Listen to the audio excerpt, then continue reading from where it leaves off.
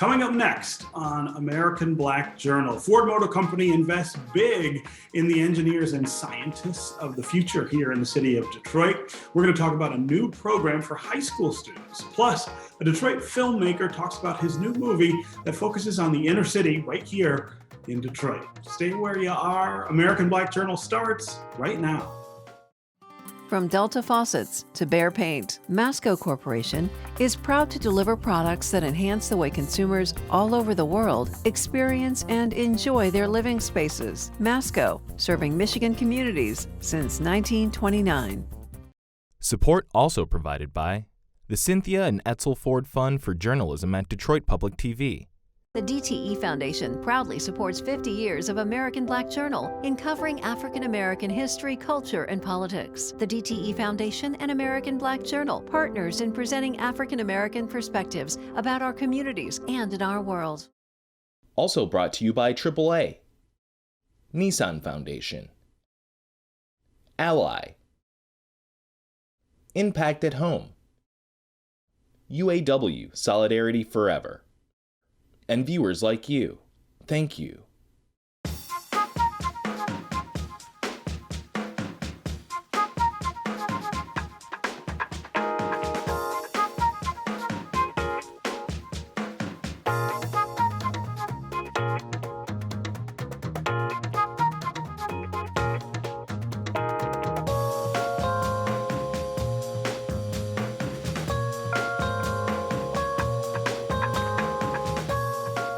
Welcome to American Black Journal. I'm Stephen Henderson, and I'm glad you've joined us.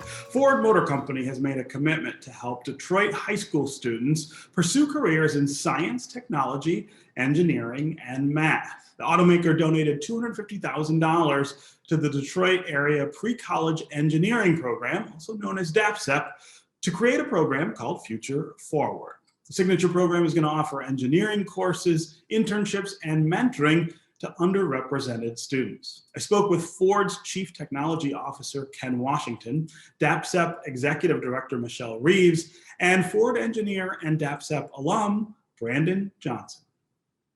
So Ken, let's start with you. $250,000 for DAPSEP, a program that I remember in the city of Detroit, been around a long time. Talk about this award, the timing of it, and why it's important to make the investment. Well, first of all, this is a passion not only of me personally, but for the company. We've had a STEM program for many years. This was the moment for us to take that program to the next level. And DAPSEP is the perfect organization for us to express our passion for underrepresented communities and a way for us to make a difference. And I know from my own personal experience that programs like this can really change lives.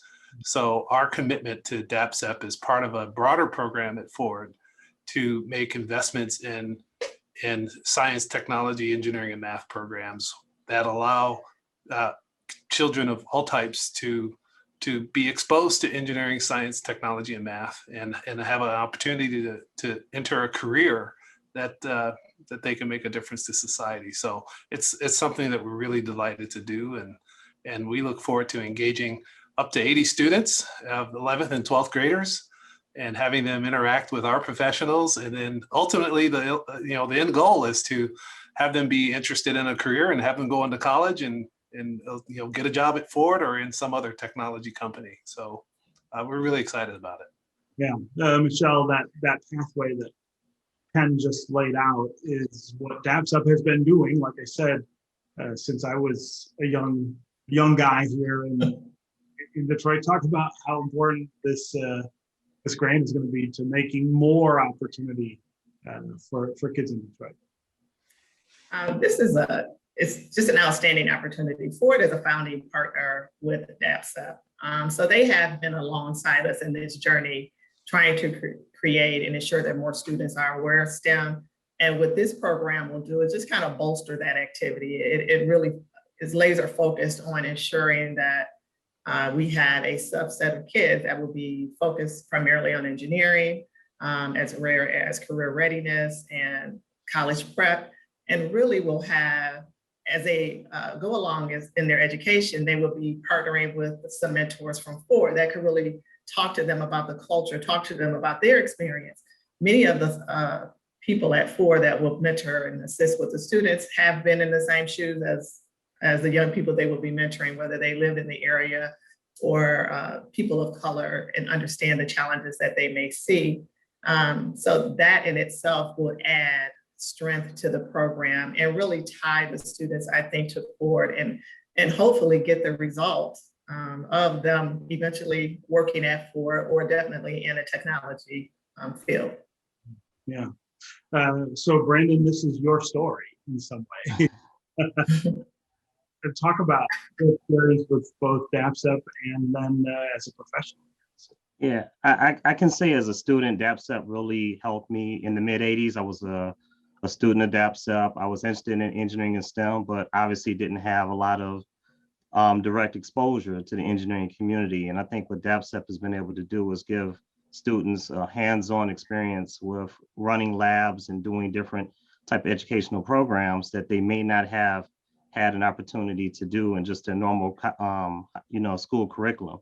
So for me, it gave me a lot of confidence to go on to college and pursue engineering. And currently right now, I am the liaison between Ford Motor Company and DAPSEP. And I mentor many of the kids. I also run a class. We have a strong team in Ford that benefits students by giving their knowledge and education that they've learned. And many of our employees are DAPSEP alumni as well. So we want to keep that cycle going and continue that pipeline. Brandon, I wonder if you could talk about that moment, I guess, when you figured that what you were doing through DAPSEP was what you wanted to do and what you wanted to be. When did that light bulb kind of go off for you? I think in the DAPSEP classes, because DAPSEP has an approach to have hands-on, it's not just a lecture. You're actually building things, you're doing things, you're developing things and designing. It gives you a hands-on approach to the education. And I think that gains a level sense of confidence, and it gives you more familiarity of what the actual field is like. And I think some of my experiences in DAPSEP, I hold true today, even at Ford Motor Company, just having that opportunity to see what you did not have opportunity to see early gives you confidence to pursue that career. Yeah. Ken, I feel like we've been talking about STEM for a really long time. We've been talking about, the need for kids to really experience that kind of education when they're young. But while that's been happening, I feel like your field in particular has been changing a lot and very fast. The car business, of course, looks really different than it did just 5 or 10 years ago, let alone 20 or 30. So I wonder if you can talk some about how something like DAPSEP, keeps up or helps keep up with the things that are changing, with the things that just aren't going to be the same as they are now, even just a few years from now. Well, you're absolutely right, Stephen. And I just will build on Brandon's story, which is you have to be part of the experience in order to participate in the rapidly changing field of automotive. And that's why this program, this Future Forward program, is designed the way it is. It's to give these students, these young people, exposure and experience hands-on with products and with technology, so they can see the impact of being an expert and a technologist on the industry. One of the things that is absolutely true about today's automotive industry is that it's changing faster than ever. And so the importance of having talent that has the capability to embrace that change and to contribute technology so that we can stay at the forefront of that change is more important than ever before. And so this program is going to actually give 10 of those students in the program an opportunity to be interns at Ford. Mm-hmm. And those that don't get into the internship program will still have interactions with engineers at the company. So they're going to get the exposure and the experience of having access to the technologies that are rapidly changing in our industry. If you had asked me, 5 years ago, Would we be connecting all of our cars and talking about battery electric vehicles at the scale we're doing today, and delivering services and putting artificial intelligence into our platform? You know, of course, no one could have predicted that, but that's happening today, and it's happening with the talent of our workforce and with our partners.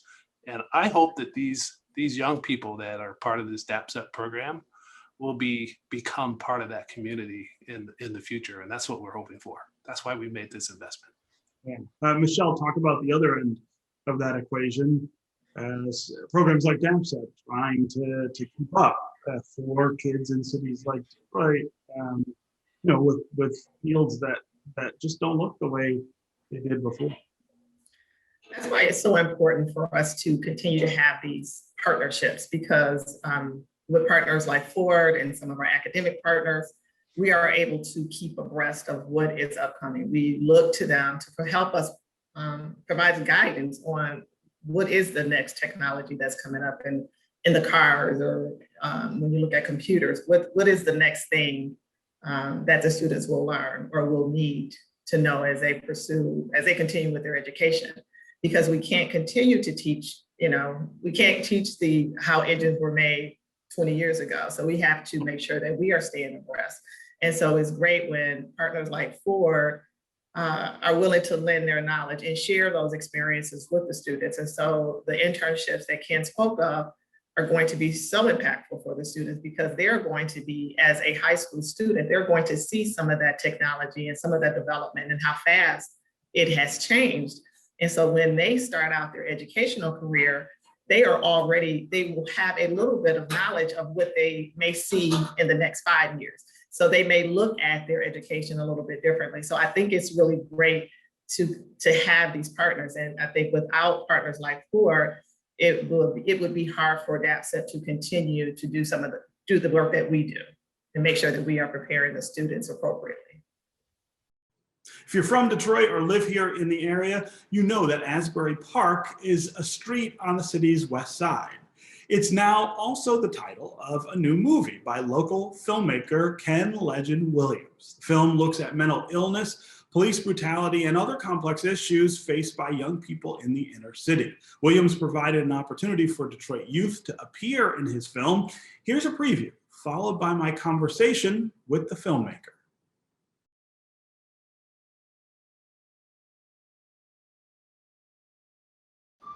Let me ask you a question. What's the first thought that goes through your mind when the police rolls up on you? Where you running, huh? Yeah, slow down, please. I hope I don't get a ticket.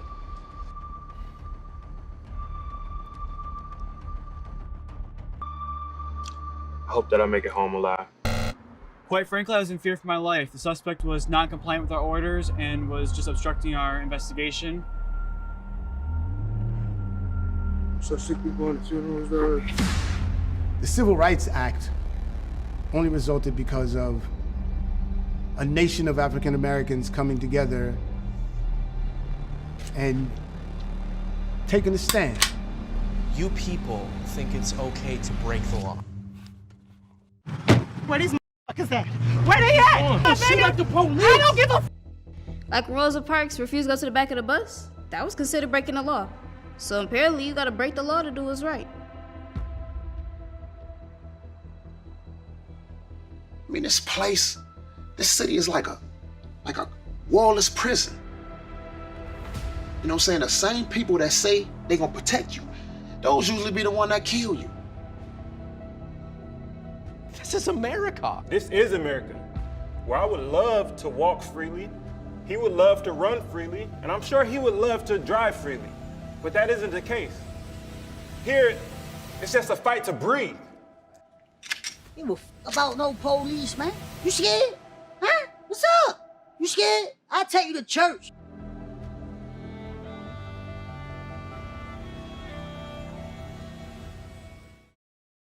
Ken Williams, congratulations on Asbury Park and welcome to American Black Journal.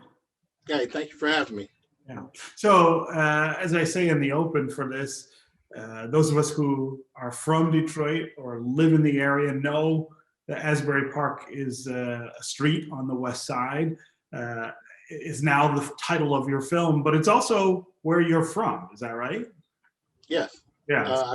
I grew up on Asbury Park Street, right off 7 Mile.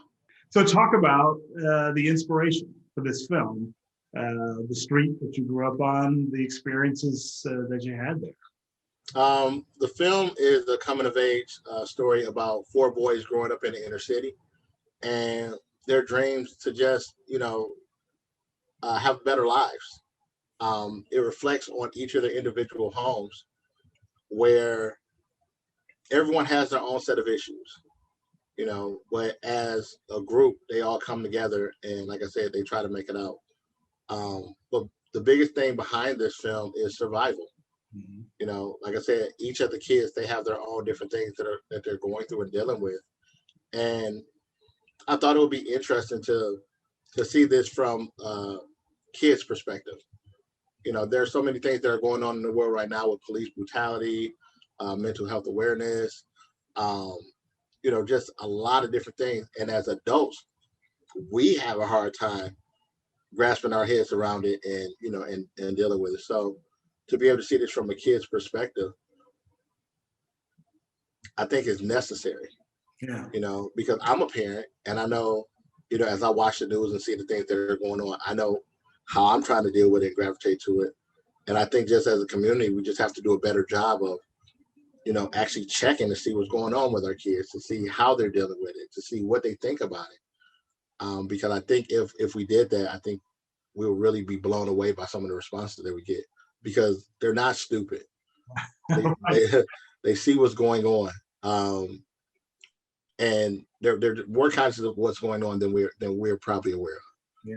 So talk about the differences between what maybe you experienced as a kid growing up in that area and what your characters in the movie experience. Is there a big difference, or to be honest, it's a direct reflection of what I experienced as a kid. Like, I grew up in a single parent home. My father left when I was 6 years old, and when that happened, I was no longer able to be a 6-year-old. I had to start moving. I always, the running joke is when I was 6, I was actually 16, because the level of responsibility, shifted, and I was no longer able to be a carefree kid to just sit back and say, hey, everything is okay. With no man in the house, I took it upon myself to be the man in the house. Now, my mother will argue that, and she'll say, hey, there's no man in the house. But, despite what she said, I was the biggest male in the house. So there were certain things that I did to try to protect the house. I was the kid who I'll pull out the toolbox and something needs to get fixed. I'm doing that now. I'm checking the windows at night and looking out to make sure, that my mom is protected and things like that. So I took on a much older persona than I actually was due to my circumstances. And the reality is that's not uncommon. Like, I think one of my biggest motivations behind this film is my youngest son. I looked at him one day and I laughed, and I was like, man, you're like really a 10-year-old. Because when I was 10, I had responsibilities. I had, what I mean? It was just a totally different animal. And to see him just be carefree, I wasn't able to be carefree as a kid. I grew up in an environment where I heard gunshots at night. And I knew if you called 911, the police may not show up, 50-50 chance. And so again, these were the things that were on my mind at 10, 11 years old. Well, if somebody comes in here, then how do I function? How do I protect my mom? How do I protect my brother? My 10-year-old doesn't think about stuff like this, because we call 911, they'll be here in 2 minutes. Right. So I wonder what message you think people who aren't from Detroit and who may not know anything about Asbury Park, the street, might take away from this. film. I'm always curious about how we project to everybody else from the city. Well, you know what? One of my goals for this film was for it to serve as a window to the inner city, to give a real look to what it's about. And as you watch the film, you'll notice that it's very detail oriented. because I feel like those small details are really big. I watch urban cinema regularly, and the drug dealing and the shooting, like, yeah, that happens. But I feel like this portion of it is often missed. Everybody is often, trying to be tough and things like this. But what's often missed in those films is the vulnerability, to understand that people hurt or people are afraid. I don't care who you are. I know some tough guys who cry. Why? Because they're hurt, because someone passed or something happened. So to be able to show these raw emotions, I think is really big and again, really important. Yeah. Talk about the medium of film to convey these messages. Why is that the medium you chose, and how powerful does it feel to you? I grew up as a film lover, so movies have been my life since I was for as long as I can remember. But one of the things that I noticed, like just growing up and being observant, is that we constantly throughout our lives we reference film. If someone gets beat up, people automatically reference Friday. You got knocked out. You know what I mean? So film has been, just like music, has been very influential, throughout our lives, whether we're conscious of it or not. Mm-hmm. And so, given my passion for film, it was a no-brainer for me for that to be my medium. Yeah. And so what's next? Are you going to tell more Detroit stories? Do you want to tell more Detroit stories through film? Well, that's the thing. Like, Asbury Park isn't even necessarily a Detroit story. Right. It actually takes place in the fictitious world of the inner city. Yeah. Because while it is relevant in Detroit, it's also relevant in Baltimore and St. Louis and just all over the country. And I think that's one of those things that propelled me to write the story. I was listening to an interview of Meek Mill, and he was talking about the way he grew up in Philadelphia. Mm-hmm. And I'm listening, and I'm like, that sounds real familiar. And honestly, my goal and my hope is that people that are not from that environment will take a look and start asking questions, because I feel like that's how you evoke change. There are several people who would be willing to lend a hand and be willing to help if they knew there was actually a problem. Some things like I spoke with someone and we were talking about police response times. People in the inner city, they know that, but when I was trying to explain that to some of my team members who grew up in more suburban environments, they didn't think it was real. Hey, it could take an hour before the police get there, if they show up at all. They're like, what? What do you mean? Yeah, it surprises people. It shocks people. Yeah. But again, oftentimes when people hear about inner city stories, they're hearing about it on the news, in rap videos, or in these bang bang shooting up films. So hopefully this will give people the opportunity to actually see it in another light. That is going to do it for us today. Thanks for watching. You can find out more about our guests at AmericanBlackJournal.org. And as always, you can connect with us on Facebook and Twitter. We'll see you next time.